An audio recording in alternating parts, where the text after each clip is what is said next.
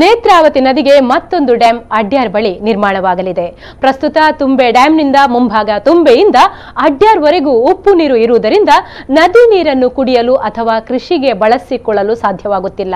ಆದ್ದರಿಂದ ಹರೇಕಳ ಮತ್ತು ಅಡ್ಯಾರ್ ಮಧ್ಯೆ ಡ್ಯಾಂ ನಿರ್ಮಿಸಿದರೆ ಈ ಸಮಸ್ಯೆಯನ್ನು ಪರಿಹರಿಸಲು ಸಾಧ್ಯವಿದೆ.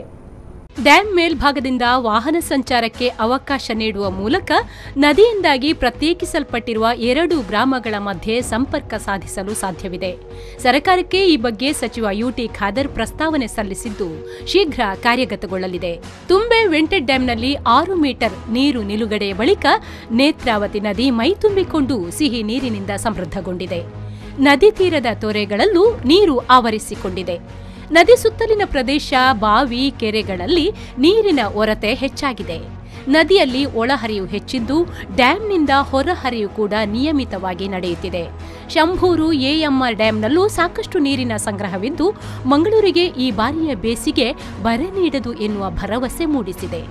ಕಳೆದ ವರ್ಷ ಡ್ಯಾಂನಲ್ಲಿ 5 ಮೀಟರ್ ನೀರು ನಿಲುಗಡೆ ಮಾಡಲಾಗಿತ್ತಾದರೂ ಲಭ್ಯವಿರುವ ನೀರನ್ನು ಬೇಸಿಗೆ ಪೂರ್ತಿ ನಗರದ ಜನತೆಗೆ ಪೂರೈಕೆ ಮಾಡಲು ಸಾಧ್ಯವೇ ಎನ್ನುವ ಆತಂಕ ಮಂಗಳೂರು ಮಹಾನಗರ ಪಾಲಿಕೆಯನ್ನು ಕಾಡಿತ್ತು.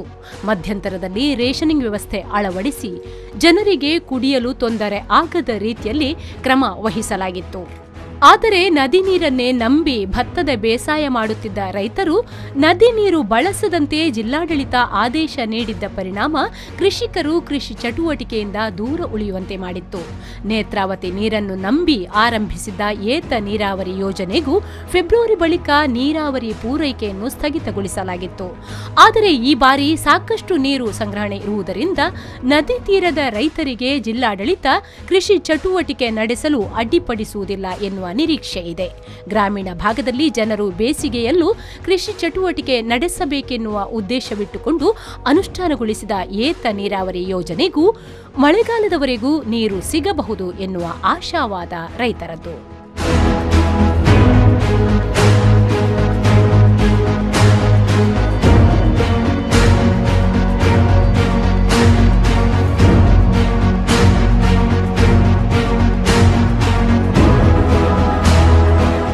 Sandeep, V4 News 24/7 Bantwal.